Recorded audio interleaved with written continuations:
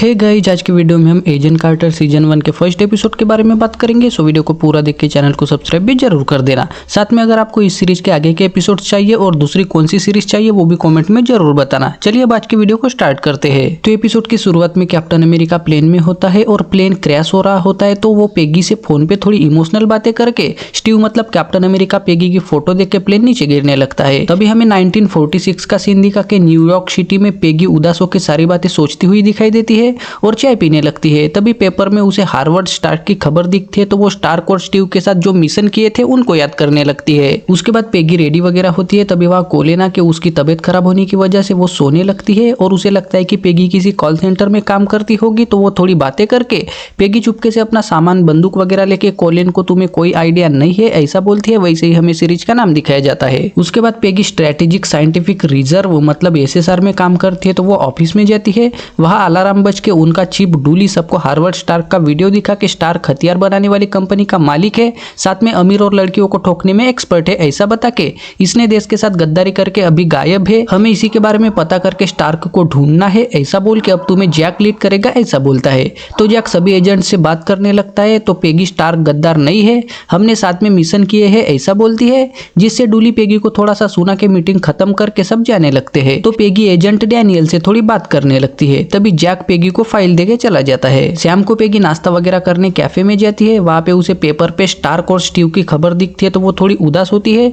तभी वहाँ की वेटर एंजी पेगी के पास आके दोनों थोड़ी इमोशनल बातें करने लगती है, लेकिन एक मोटू कस्टमर आके एंजी को ऑर्डर देता है, तो वो चली जाती है और पेगी भी पेस्ट्री लाने जाती है। लेकिन वापस टेबल पे आती है, तो टेबल पे एक चिट्ठी होती है जिसमें खोपचे में मिलना ऐसा कुछ लिखा होता है। तो पेगी थोड़ी शौक होकर आजू बाजू देख के खोपचे में मतलब साइड की गली में जाती है।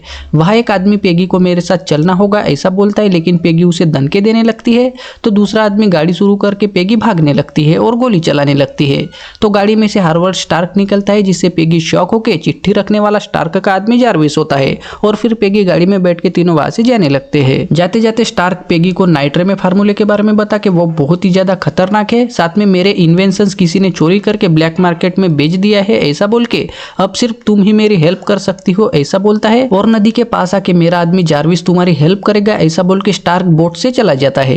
पेगी को स्टार्क पे भरोसा होता है, तो वो भी उसकी हेल्प करने के लिए राजी होती है और फिर जारविस पेगी को नंबर वगैरह देके वो भी वहां से चले जाते हैं। अगले दिन पेगी ऑफिस में आके उसे डैनियल के पास स्टार्क की फोटोज वगैरह दिखती है, तो वो उसके साथ थोड़ी बातें करके वहीं पे उसे पता चलता है कि अंदर डूली वगैरह किसी रेमंड नाम के आदमी के बारे में मीटिंग कर रहे हैं, जिससे वो कुछ सोच के चाय देने के बहाने से मीटिंग में जाती है और पार्टी की वगैरह उनकी सारी बातें सुन के डूली को वगैरह लेडीज प्रॉब्लम है ऐसा बता के वहां से चली जाती है। रात को होटल में पार्टी होती है। वहां पे ऊपर के कमरे में रेमंड लीट ब्रैनिस के साथ थोड़ी बातें करके पार्सल देके लीट वहां से चला जाता है। उसी पार्टी में पेगी भेष बदल के आती है और ऊपर रेमंड को देख के जादुई लिपस्टिक लगा के अपने बड़े बड़े गुब्बारों के दर्शन सिक्योरिटी को देख के रेमंड के कमरे में आती है और उसे गर्म करने लगती है। रेमंड भी उसके गुब्बारे देख के उसके औजार में खुजली होने लगती है, जिससे वो पेगी के साथ चुम्मा चाटी करने लगता है और बेहोश हो जाता है। तो पेगी अपनी घड़ी निकाल के वहां के गैजेट से लॉकर को हैक करके लॉकर खोलती है, तो वहां पे येलो कलर का बॉम्ब होता है, जिसे देख के पेगी शॉक होती है और जारविस को कॉल करके उसके बारे में पूछ के बॉम्ब को डिफ्यूज करने का तरीका पूछने लगती है। तो जारविस थोड़ा कुछ बता के उसकी बीवी एना आती है, जिससे वो जल्दी जल्दी में कॉल कट कर देता है। तभी वहाँ सिक्योरिटी आता है, तो पेगी उसे पेल के बॉम्ब लेकर जाने लगती है। पार्टी में एसएसआर के दूसरे एजेंट्स मतलब जैक वगैरह भी आया होता है, साथ में सासिया नाम का आदमी भी होता है और वो यहाँ वहाँ नजर रखा हुआ होता है। वो भी रेमंड से मिलने ही वहाँ आया होता है, तो वो रेमंड के कमरे में जाने लगता है। तभी उसे पेगी भी दिखती है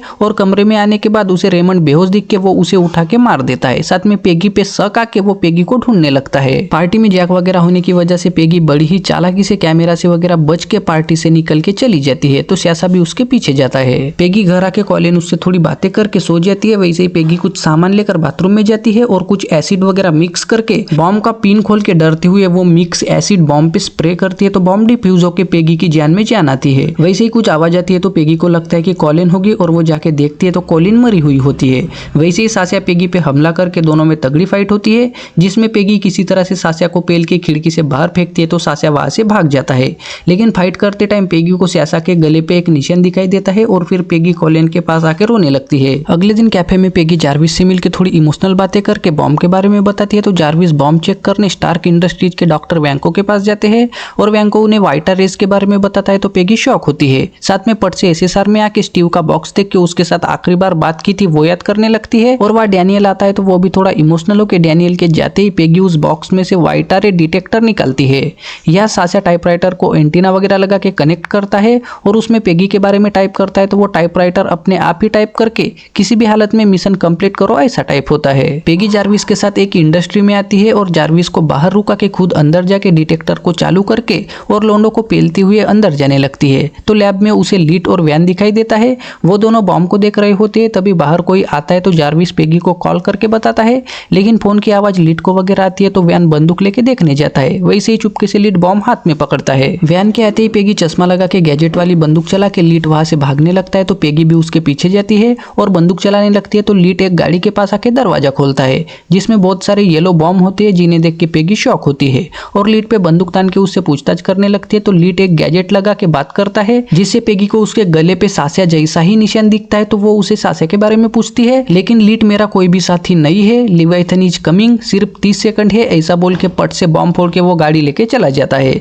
तो पेगी भी भागते हुए जारविस को कॉल करके 20 सेकंड में आने को बोल के जारविस पागलों की तरह गाड़ी भगा के पेगी गाड़ी पे कूद के अंदर जाती है और फुल स्पीड में चलाने को बोल के पट से बॉम्ब फटते ही वो फुल स्पीड में आग के दूर जाके देखते हैं। तो उस आग की रेडिएशन में जो कुछ भी आया होता है उसका एक छोटा सा गोला टाइप बना होता है, जिसे देख के पेगी और जारविस शॉक होते हैं। उस ब्लास्ट में जारविस की गाड़ी का नंबर प्लेट भी होता है, लेकिन उन्हें उसके बारे में पता नहीं होता। ऑफिस में डूली वगैरह रेमंड के बारे में बात कर रही होती है, तभी उन्हें ब्लास्ट वाली घटना के बारे में पता चलता है, तो वो वहां जाते हैं। अगले दिन कैफे में जारविस पेगी से बात करके पेगी उसे लिवाइथन नाम बताती है। तो जारविस मैं स्टार्क की फाइल में चेक करता हूँ ऐसा बोल के चला जाता है। वो मोटू कस्टमर फिर से आके एंजी को छेड़ता है, तो पेगी कैफे से जाते जाते चम्मच से मोटू को धमका के टिप वगैरह देना ऐसा बोल के चली जाती है। तो टिप देख के एंजी खुश होती है। पेगी को जाते देख जारविस स्टार्क को कॉल करके पेगी बहुत अच्छी चॉइस है और शायद उसे कोई भी शक नहीं होगा ऐसा बोलता है और यहीं पे फर्स्ट एपिसोड खत्म हो जाता है। सो गाइस, आई होप आपको आज की वीडियो पसंद आई होगी। अब वीडियो को लाइक करके चैनल को सब्सक्राइब भी जरूर कर देना।